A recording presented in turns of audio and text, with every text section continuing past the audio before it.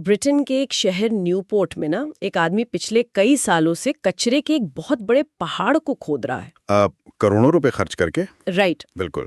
और वो भी सिर्फ इसलिए क्योंकि उस कचरे के ढेर में उसकी एक पुरानी हार्ड ड्राइव दबी हुई है जिसमें शायद हजारों बिटकॉइन पड़े हैं। हाँ, लगभग 8,000 बिटकॉइन, सोचिए। और दूसरी तरफ दुनिया के किसी और कोने में कोई इन्वेस्टर सुबह उठता है, अपना फोन चेक करता है और पाता है कि एक हैकर ने रातों रात उसके डिजिटल वॉलेट से लाखों की क्रिप्टो करेंसी साफ कर दी। ये दोनों ही कहानियां एकदम अलग हैं, लेकिन बहुत डरावनी है ना? डिजिटल दुनिया में इन्वेस्ट करना और मुनाफा कमाना एक बात है, लेकिन उस संपत्ति को बचाए रखना वो पूरी तरह से एक अलग ही विज्ञान है। क्रिप्टो बियॉन्ड द हाइप की इस नई विस्तृत चर्चा में आज हम इसी पर बात करेंगे। और ये बहुत जरूरी चर्चा है। बिल्कुल। हमारे पास जो भी उपलब्ध शोध और विश्लेषण है, उसके आधार पर आज का हमारा मुख्य मिशन बस एक है, हॉट वॉलेट और कोल्ड वॉलेट के बीच के अंतर को समझना, और वो भी बिना किसी भारी भरकम तकनीकी उलझन के। देखिए, ये चर्चा ना केवल तकनीक तक सीमित नहीं है। जब भी क्रिप्टो करेंसी की बात होती है तो सारा ध्यान बस कीमतों के उतार चढ़ाव पर होता है। हाँ, या फिर कोई नया टोकन आ गया उस पर। राइट। लेकिन खरीदने के बाद जो सुरक्षा वाला पहलू है वो सबसे महत्वपूर्ण है, और उसे ही सबसे ज्यादा नजरअंदाज किया जाता है। एकदम सही कह रहे हैं आप। हॉट और कोल्ड वॉलेट सिर्फ दो अलग अलग सॉफ्टवेयर या हार्डवेयर नहीं है। ये असल में सुरक्षा, सुविधा और डिजिटल जिम्मेदारी को देखने के दो पूरी तरह से अलग नजरिए हैं। मतलब एक तरफ आपको तुरंत लेन देन की सुविधा मिल रही है, तो दूसरी तरफ एक ऐसी अभेद्य दीवार है जिसे भेदना लगभग नामुमकिन है। अच्छा, लेकिन एक मिनट रुकिए। आगे बढ़ने से पहले मैं वॉलेट या बटुए के इस पूरे कॉन्सेप्ट को ही चुनौती देना चाहती हूँ। कैसे? देखिए, जब कोई वॉलेट शब्द सुनता है तो दिमाग में तुरंत वो चमड़े का बटुआ आता है जिसमें हमारे असली नोट और सिक्के रखे होते हैं। हाँ, या फिर कोई मोबाइल पेमेंट ऐप जहां स्क्रीन पर बैलेंस दिखता है। बिल्कुल, जहां पैसे उस ऐप के सर्वर पर सुरक्षित होते हैं। लेकिन डिजिटल संपत्तियों के मामले में ये धारणा पूरी तरह से भ्रामक है। भ्रामक कैसे? अगर हम बुनियादी स्तर पर बात करें तो क्रिप्टो वॉलेट में असल में कोई क्रिप्टो होता ही नहीं है। अरे वाह, आपने सीधे सबसे बड़ी गलतफहमी पर निशाना साधा है। डिजिटल संपत्तियों की दुनिया की ये सबसे आम गलतफहमी है ना? लोगों को लगता है सिक्के फोन में हैं। बिल्कुल। क्रिप्टो करेंसी किसी ऐप, किसी डब्बे या किसी पेन ड्राइव के अंदर नहीं होती। कोई भी डिजिटल मुद्रा असल में ब्लॉकचेन पर मौजूद होती है। मतलब वो सार्वजनिक बही खाता जिसे पूरी दुनिया देख सकती है। हाँ, एक पब्लिक और डिसेंट्रलाइज्ड लेजर। जो संपत्ति ब्लॉकचेन पर है वो वहीं रहती है, उसे कहीं और ट्रांसफर करके किसी भौतिक डब्बे में नहीं रखा जा सकता। तो अगर पैसे उस वॉलेट के अंदर नहीं है और सब कुछ एक सार्वजनिक नेटवर्क पर पड़ा है, तो फिर वो वॉलेट कर क्या रहा है?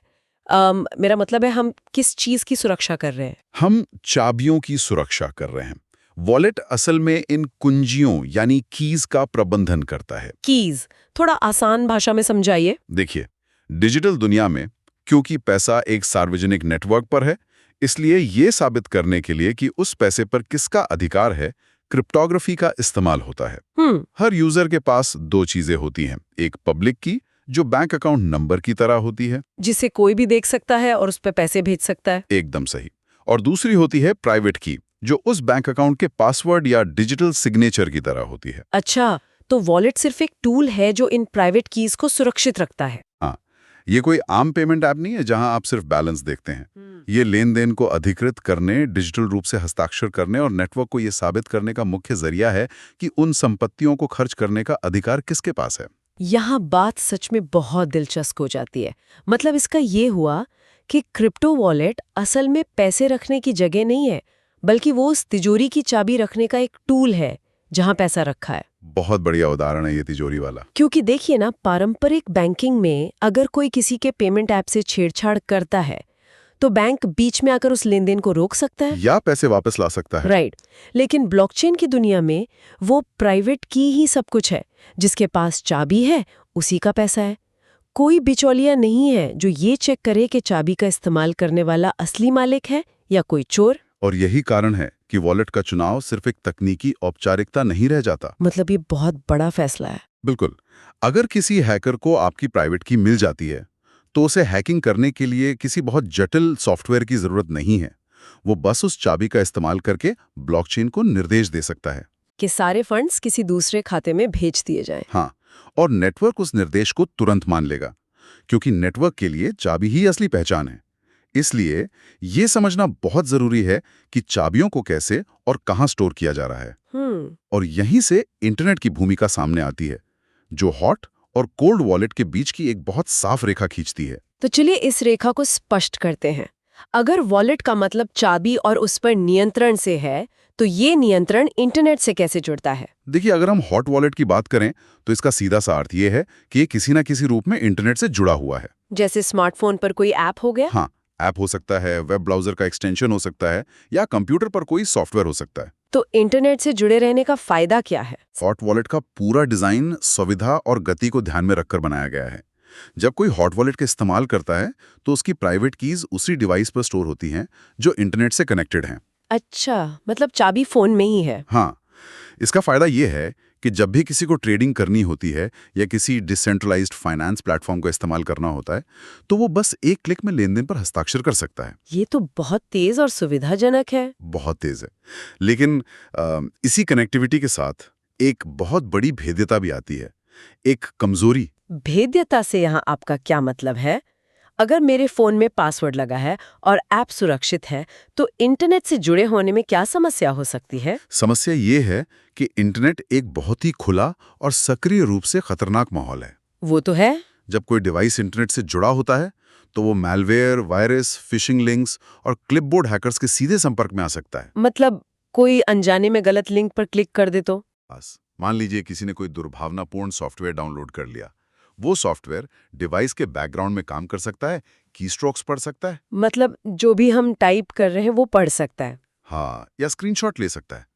चूंकि प्राइवेट कीज उसी इंटरनेट कनेक्टेड डिवाइस की मेमोरी में मौजूद है, एक चतुर हैकर बहुत आसानी से उन चाबियों तक पहुंच सकता है। ओह, हॉट वॉलेट के साथ ये जोखिम हमेशा बना रहता है, क्योंकि आपका दरवाजा हमेशा दुनिया के लिए खुला है। ये तो ऐसा हुआ कि कोई अपने घर की तिजोरी की चाबी को घर के मुख्य दरवाजे के ताले में ही लगा के छोड़ दे, बिल्कुल सही एनालॉजी है। ताकि जब भी जरूरत हो तुरंत तिजोरी खोली जा सके। सुविधा तो बहुत है, लेकिन अगर कोई चोर दरवाजे तक पहुंच गया तो चाबी तो पहले से वही लगी है। एग्जैक्टली।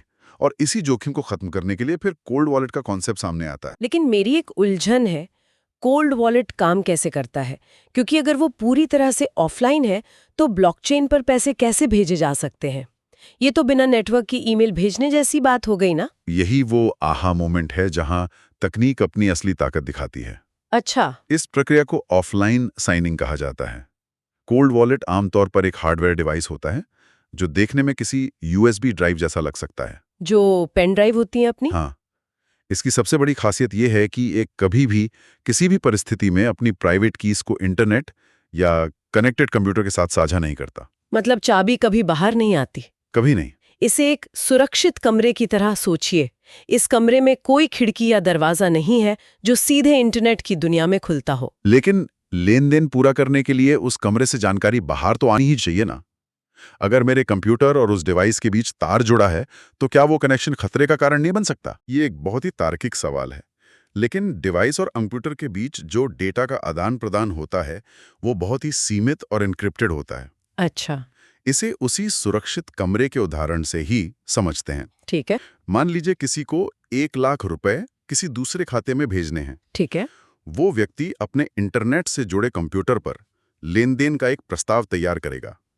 ये प्रस्ताव एक खाली चेक की तरह है जिस पर अभी हस्ताक्षर नहीं हुए हैं। Unverified transaction. हाँ, अब ये खाली चेक उस कंप्यूटर से कोल्ड वॉलेट यानी उस सुरक्षित कमरे के अंदर भेजा जाता है। कोल्ड वॉलेट के अंदर मौजूद चिप, जो कभी इंटरनेट के संपर्क में नहीं आती, वो उस खाली चेक पर अपनी प्राइवेट की से क्रिप्टोग्राफिक मोहर लगाती है। मोहर लगाती है यानी वो चिप सिर्फ लेनदेन को प्रमाणित करती है, चाबी को बाहर नहीं भेजती। सटीक रूप से।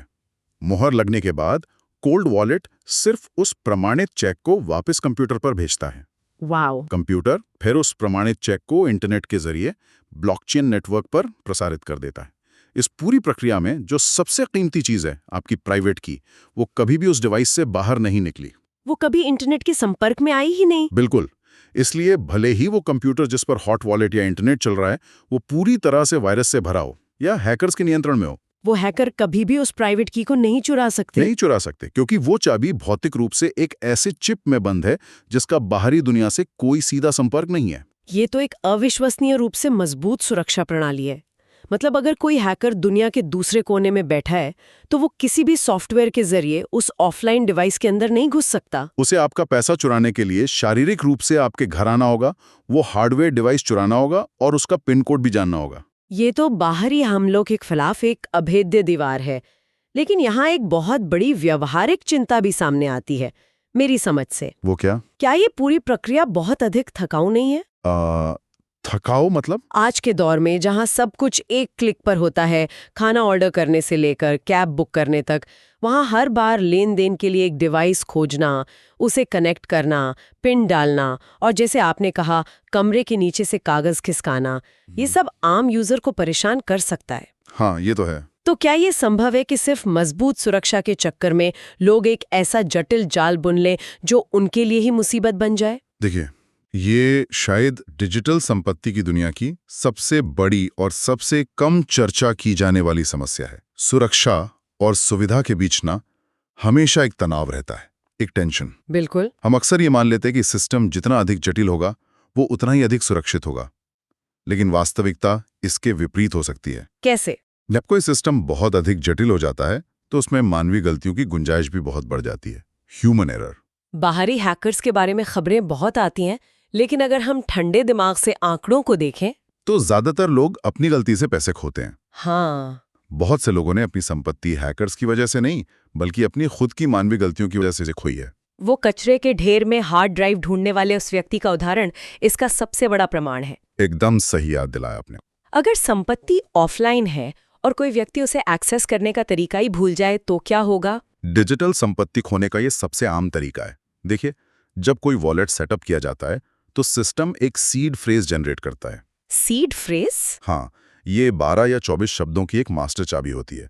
अगर आपका हार्डवेयर डिवाइस टूट जाए, चोरी हो जाए या खो जाए तो इस सीड फ्रेज के जरिए पूरी संपत्ति को किसी नए डिवाइस पर फिर से प्राप्त किया जा सकता है। तो ये तो बैकअप हो गया ना? बैकअप है, लेकिन समस्या ये है कि अगर कोई यूजर उस कागज को खो दे जिस पर उसने वो 24 शब्द लिखे थे और साथ ही अपना पिन भी भूल जाए, तब क्या होगा? तब दुनिया की कोई भी ताकत उस पैसे को वापस नहीं ला सकती। कोई फॉरगॉट पासवर्ड का लिंक नहीं होता यहाँ। हे भगवान, पारंपरिक बैंकिंग ने तो हमें इस बात की आदत डाल दी है कि अगर हमसे कोई गलती होती है तो उसे सुधारने के लिए कोई ना कोई व्यवस्था मौजूद है। हाँ, बैंक है ना पीछे। राइट। अगर एटीएम कार्ड खो जाए तो बैंक उसे ब्लॉक कर देगा और नया दे देगा। अगर पासवर्ड भूल जाए तो कस्टमर केयर को कॉल करके उसे रीसेट किया जा सकता है। एक पूरा सुरक्षा जाल है जो हमें हमारी ही गलतियों से बचाता है। लेकिन क्रिप्टो में स्थिति पूरी तरह से उलट है और यहीं पर नियंत्रण और जिम्मेदारी का सीधा टकराव होता है। मतलब कंट्रोल वर्सेस रिस्पॉन्सिबिलिटी। बिल्कुल। क्रिप्टो करेंसी का मूल सिद्धांत ये है कि अपने बैंक खुद बने। Be your own bank. लेकिन जब कोई अपना बैंक खुद बनता है तो वो सिर्फ सुविधाओं का आनंद नहीं ले रहा होता, बल्कि वो उस बैंक के मैनेजर, सिक्योरिटी गार्ड और कैशियर की सारी जिम्मेदारियां भी अपने कंधों पर ले रहा होता है। एकदम सही।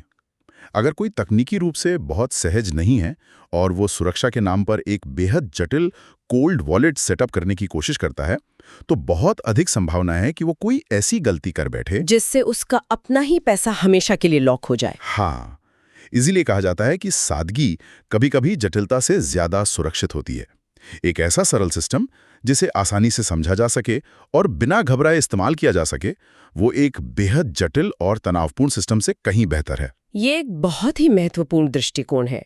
सुरक्षा का मतलब सिर्फ हैकर्स से बचना नहीं है, बल्कि ये भी सुनिश्चित करना है कि जब मालिक को खुद अपने पैसों की जरूरत हो तो वो उसे आसानी से निकाल सके। बिल्कुल। तो अगर हॉट वॉलेट में हैक होने का जोखिम है और कोल्ड वॉलेट में जटिलता या खुद से लॉकआउट होने का जोखिम है, तो एक आम इन्वेस्टर करे तो क्या करे? लोग अक्सर कंफ्यूज हो जाते हैं। हाँ, और अक्सर इंटरनेट पर जो बहस होती है वो बहुत ध्रुवीकृत होती है, पोलराइज्ड। कुछ लोग कहते हैं कि सिर्फ कोल्ड वॉलेट ही सही है और कुछ कहते हैं कि हॉट वॉलेट ही भविष्य है। ये ध्रुवीकरण ही सबसे बड़ी गलती है। किसी एक परफेक्ट विचारधारा को चुनने का कोई दबाव नहीं होना चाहिए। तो फिर सही तरीका क्या है? समझदार इन्वेस्टर अक्सर हाइब्रिड तरीका अपनाते हैं, दोनों का इस्तेमाल। ये बिल्कुल वैसा ही है जैसे असली जिंदगी में वित्तीय प्रबंधन किया जाता है। मतलब जैसे हम अपना कैश मैनेज करते हैं। हाँ, कोई भी अपनी जिंदगी भर की सारी बचत अपने बटुए में रखकर सड़क पर तो नहीं घूमता ना। नहीं, वो तो बेवकूफ़ी होगी। बटुए में सिर्फ उतने ही पैसे रखे जाते हैं जितने रोजमर्रा के खर्च के लिए जरूरी हों, और बड़ी रकम बैंक के सुरक्षित लॉकर या फिक्स डिपॉजिट में रखी जाती है। अच्छा, तो इसका मतलब हम हॉट वॉलेट को एक चेकिंग अकाउंट या जेब के बटुए की तरह इस्तेमाल कर सकते हैं और कोल्ड वॉलेट को सेविंग्स अकाउंट या तिजोरी की तरह। बिल्कुल। रोजमर्रा के छोटे लेन देन, ट्रेडिंग या नए डिजिटल एप्लीकेशन का अनुभव लेने के लिए हॉट वॉलेट का उपयोग किया जा सकता है। इसमें केवल उतनी ही रकम रखें जिसे खोने का जोखिम आप उठा सकें। इससे हमें गति और सुविधा दोनों मिल जाएगी। हाँ, और जो आपकी मुख्य बचत है या वो डिजिटल संपत्ति जिसे वर्षों तक सुरक्षित रखना है, उसे कोल्ड वॉलेट में डालकर किसी सुरक्षित स्थान पर रखा जा सकता है। इस तरह से सुविधा और सुरक्षा दोनों का एक बहुत अच्छा संतुलन बन जाता है। सही कहा। इन्वेस्टर को अपनी आदतों का ईमानदारी से आकलन करना चाहिए। मतलब, क्या वो अनजान लिंक्स पर क्लिक करने की गलती कर सकता है? या क्या वो अपना पासवर्ड भूल जाने का आदी है? हाँ, अपनी कमजोरियों को पहचान कर ही सही वॉलेट का चुनाव किया जाना चाहिए। ये बहुत ही शानदार और सुकून देने वाला निष्कर्ष है। ये उस दबाव को पूरी तरह हटा देता है जहां लगता है कि किसी एक सही विकल्प को चुनना ही होगा। बिल्कुल, कोई एक जादुई विकल्प नहीं है। अगर हम आज की इस पूरी विस्तृत चर्चा से मुख्य निष्कर्ष निकालें तो तस्वीर बहुत साफ हो जाती है। बताइए, क्या समझ आया आपको? देखिए, हॉट वॉलेट सुविधा, गति और त्वरित पहुंच के लिए हैं, क्योंकि वे इंटरनेट से जुड़े हुए हैं। वे दैनिक उपयोग के लिए बेहतरीन है, लेकिन उसी इंटरनेट कनेक्शन के कारण उनमें ऑनलाइन हैकिंग और मैलवेयर का जोखिम भी होता है। एकदम सही। और दूसरी तरफ कोल्ड वॉलेट इंटरनेट के जोखिमों से पूरी तरह दूर हैं। वे ऑफलाइन साइनिंग जैसी तकनीक का इस्तेमाल करके प्राइवेट कीज को दुनिया की नजरों से बचाते हैं, जिससे वे लंबी अवधि की मजबूत और गहरी सुरक्षा के लिए एकदम सही बन जाते हैं। लेकिन वे भौतिक नुकसान और मानवीय गलतियों जैसे रिकवरी शब्दों को खो देना, उसके प्रति संवेदनशील होते हैं। और सबसे बड़ा सबक यही है कि कोई एक विकल्प सभी समस्याओं को हल नहीं कर सकता। सही चुनाव इस बात पर निर्भर करता है कि कोई व्यक्ति अपने डिजिटल संपत्ति का उपयोग कैसे करता है, उसका लक्ष्य क्या है, और सबसे महत्वपूर्ण बात, वो कितनी जिम्मेदारी संभालने में मानसिक रूप से सहज महसूस करता है। एग्जैक्टली। तकनीकी उपकरण तो सिर्फ साधन हैं। असली सुरक्षा यूजर के ज्ञान, उसकी स्पष्टता और उसकी आदतों पर निर्भर करती है। ये एक ऐसा सच है जिसे नज़रअंदाज नहीं किया जा सकता।